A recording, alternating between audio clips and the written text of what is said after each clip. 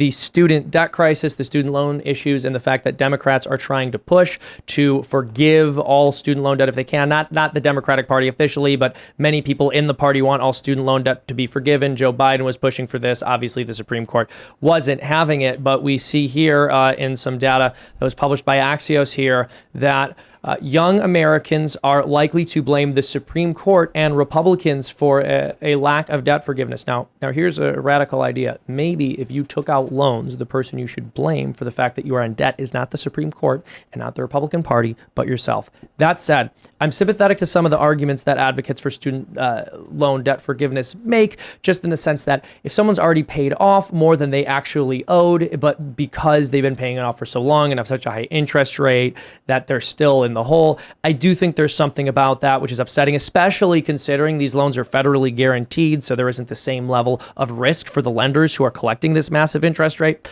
I hear all of that.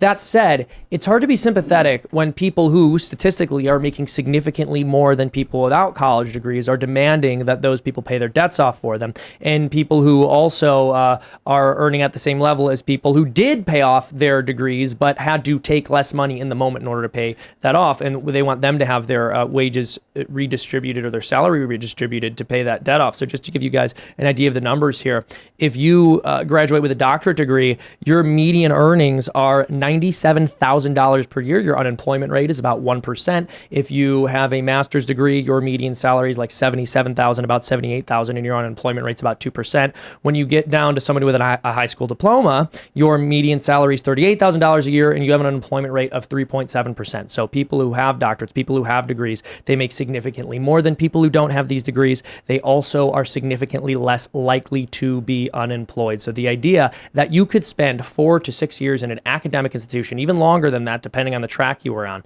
and accumulate debt throughout that time period, and then step out into the workforce after having all, many, if not all in some circumstances, of your living expenses taken care of through that 4 to 6 years, and then enter into the workforce not having had a job before, but being able to make more money than people who had a job through that 4 to 6 year period, 4 to 8 year period, depending on your track, however long you took, is totally insane and totally selfish, in my opinion.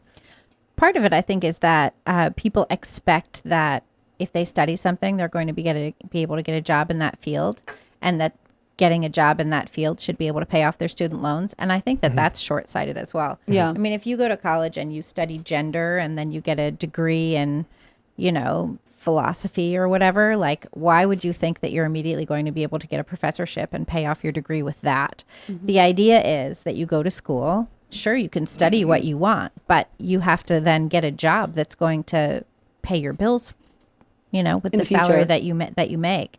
So I think that the biggest problem is the unrealistic expectations of the students who take out these loans. I feel like the loan system, and I am not an economics person, but it seems to me like it's just completely broken. I know there is an argument for, like, you took out the loan, so you know the consequences. It does seem crazy to me that the federal government gets to say, you can't default on this loan, and also we will ultimately decide if we'll forgive it or not. Like, this seems like a broken system. If you could default on student loans, would you issue them, right? Like, a bank would take into account, if you're getting a loan for a house, they take into account the kind of money you make, your financial history, and then they make a decision. Does the federal government take into account what we need in terms of jobs? So, like, if you're a nursing student, do you get a better interest rate if you take out a student loan? Like, are we giving loans to people where there is also jobs waiting for them at the end? That system seems like it makes more sense than what we currently have, which is Agreed. Like, you're 18 and can take out massive amounts of debt to study whatever you think may or may not, based on nothing, make money and be able to pay off this loan. Yeah. There doesn't seem to be the same system that we have for every other type of loan out there. Yeah, no, I totally agree with you. I think that if financial institutions weren't having these loans subsidized, they would be more careful about who they were going to give loans out to. I think other things might be taken into consideration if the whole system wasn't rigged by these federally subsidized student loans.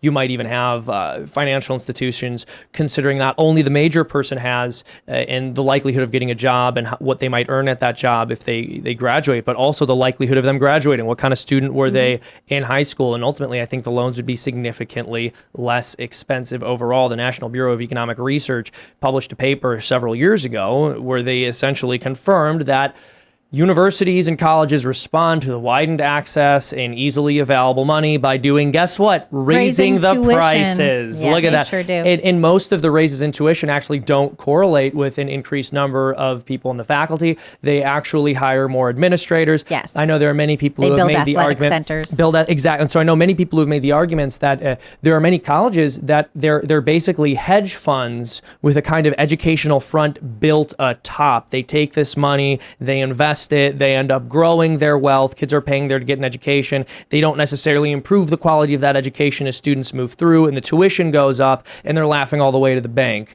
And people end up in this kind of, I don't want to call it debt slavery because that seems a bit hyperbolic, but they end up owing significant portions of their income for the foreseeable future. And again, the one reason I am not sympathetic to the people who push for student loan forgiveness, even though I am sympathetic to people with student loans, is because I don't think that people who made the decision not to go to college and who are making less than you should have to pay it bite back. the bullet. Or also, I mean, I'm sure we all know people who took out, hundreds of thousands of dollars in student loans. And we also know people who made the decision to go to colleges that were less expensive so that Yes. they didn't have to be burdened with that loan debt, or made other decisions about how they were going to be educated. And I think that's really valid as well. I know one of my cousins, very intelligent, wanted to go to a top school, decided to go to a state school, had enough money Yep. to pay for that, did that, and is now not saddled with student loan debt, has a good job, has a mortgage, has a couple of kids, doesn't have to pay for school still. I Yeah. think part of it is the false promise that, college is this door to some great, ladder to the elite or just more financial comfort or stability, when that's not the case anymore. I think you can falsely sell to people, if you go to the most elite university you can go to, even if it puts you in hundreds of thousands of dollars worth of debt, you are guaranteed success in the future. And that's just not the case, even that's though not true either. But it is yeah. more likely, though. I mean, statistically, There are- the higher your degree level is, or the higher education level is, the more what I'm likely you saying are to is, earn more money. yes, you may, as studies show, have more employment, things like that. But if you put yourself in debt, you always have that debt. It doesn't go away the first day. You would then have to budget yourself accordingly. You'd have to take a job that you can pay it off. You would have to choose a lifestyle that accommodates this debt. And if you don't want to have to do that, you make choices differently. And ultimately, you're able to potentially generate wealth more quickly because you don't have to immediately overcome this obstacle you've given yourself, which is massive student loan debt. Yeah, well, there's a couple different ways of looking at this, but here's one way I look at it. Firstly, if you got a degree that was very useful and you're earning a lot of money and you're the kind of person whose student loan debt we would want to pay off because you're massively contributing, you're making enough money to pay off your student loan debts, right? If you're somebody who majored in something useless and so you're not making any money, well, why would we subsidize useless degrees? You think that if you forgive that's student loan stupid debt, too. yeah, you think if we forgive people student loan debt, that's not going to have an effect on the market, that's not going to have an effect on the number of people taking out student loans, that's not going to have an effect on tuition costs? Of course it's going to. It's going to make the problem worse. When Yeah, can it will we make it just worse. declare the student loan debt experiment dead? Like, that's what I want to know. When can we just really overhaul this system? Because it seems broken. And even if they forgave some massive amount of student loan debts and by some crazy odds, which is obviously unrealistic, it didn't hurt the economy somewhere else. Like, when do we say, like, okay, we've learned a lesson. This system is not working. We're going to do something else. Because ultimately, that's what bothers me the most. Like, But it's not a collective approach. We don't have a collectivist approach. No. I think we should. to solution. Student loans should not have interest attached to them. That's my first opinion. That's a huge issue. I think. if it's federally interest guaranteed, and that, some of yeah, the should be modified compounded at least. interest, like, Yeah. can't you end up having to pay interest on your interest? Yeah, that's Yeah. compounding I think interest, that's and children insanity. don't understand that. When Yeah, they're nobody getting, but also we've Einstein told called it them the most a- powerful force in the universe. We've sold them a false bill of goods too, like pursue your dreams and everything will work out. That's total crap. It's not true. It's Yeah, just yeah. a lie. I think Your dreams have to, look, there's a couple things. Like, your dreams have to be good. They also have to line up with what it makes the most sense for you to be doing in the world, right? There's so many layers of this. Like, some people have genuinely bad dreams, right? Some people want to do things that would actually not be good for the world. And then there are some people who want to do something good, but maybe they're not the best person for it, right? There are a lot of layers to this. I think there are a lot of people who dream of putting in no effort. That's the other yeah, thing. well, yes. There's sort of a lack of discipline.